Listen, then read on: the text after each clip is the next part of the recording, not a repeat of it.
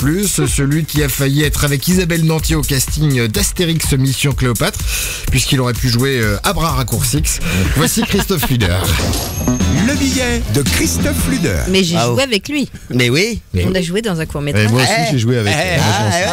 Ça te fait chier ça, hein? J'y peux rien du tout, c'est Mika qui a écrit toutes les conneries, je me contente de lire. Non mais je l'aime pas de toute façon lui. Bon allez, laissez-moi bosser. Alors bonjour à tous. Salut. Bonjour à toutes. Ça va? Ou plutôt Voschniek, Voschniek Isabelle, Voschniek Olivier, Voschniek tout le monde. Alors je vous préviens, j'ai écrit ce billet en mode tuche, c'est-à-dire avec peu de travail et pas mal de fautes de François.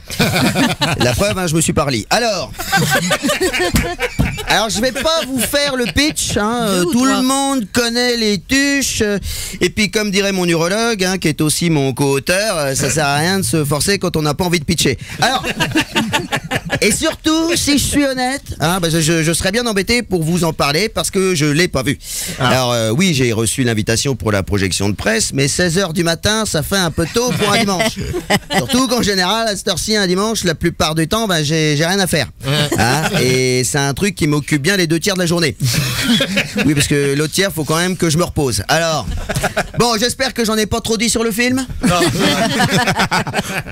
Bon, on est bien. Alors, intéressons-nous plutôt à vous deux, Isabelle, Olivier. Quand j'ai appris que c'était vous, les invités, le premier truc que je me suis dit, c'est « Oh putain, fais ci pas eux !» Non, ne le prenez pas pour vous, mais entendez plutôt la complainte du chroniqueur qui n'a rien trouvé à dire comme saloperie à votre sujet. Alors, rien dans la presse people. Pas d'enfants cachés, pas de tweet antisémite, et même pas une petite opotape. L'opotape. C'est comme une sextape, mais avec un opossum. Les gars, faut sortir le dimanche. Bon, alors...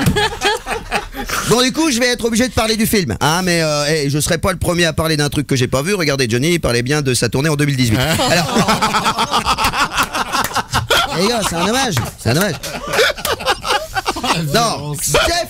Oui, faut un peu de violence dans les chroniques. Alors, Jeff Tuche, président, c'est l'histoire d'un mec un peu beauf avec une coiffure à la con qui a gagné des millions et qui décide de se présenter aux élections. Alors, au début, j'ai cru que c'était un documentaire sur Donald Trump, sauf que chez vous, celui qui s'appelle Donald, c'est le plus malin, donc rien à voir.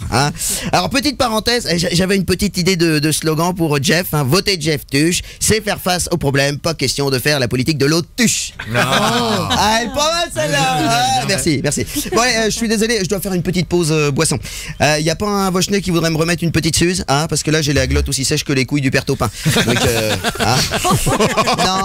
non, puis tant qu'on y est, tu mettras un petit bol de pistuche. Vous savez quoi? C'est quoi votre film, il réveille le beauf qui sommeille en chacun de nous. Enfin, chez moi, c'est carrément un dortoir. Tiens, tu veux un chocolat? La boîte est ouverte. Alors, Rentre donc, ça te fera une petite sortie. Ouais, aussi. Elle a connu mon père, apparemment. Et surtout... Merci, maman. Et surtout, ce qu'on aime chez les Tuches, c'est qu'ils ont le triomphe modeste, comme vous, Olivier.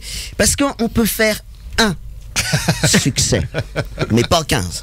Tu peux faire 2 succès, c'est possible, mais pas 15. Allez, 3 succès, à la rigueur, mais pas 15. Bon, je m'arrête là, tout le monde a compris. Allez, 4 succès, ça c'est déjà vu. Mais pas... 15. Ouais, non mais oui, d'accord, non mais je vous rappelle que je suis payé à la ligne.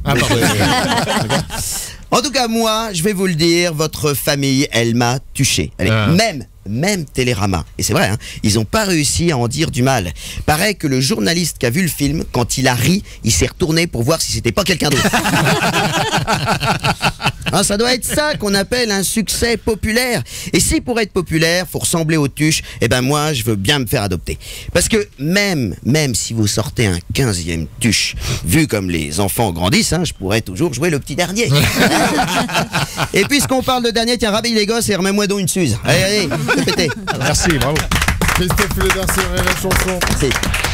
Rire et Chanson, 1 heure avec Isabelle Nanty et Olivier Barou, spécial Les Tuches 3.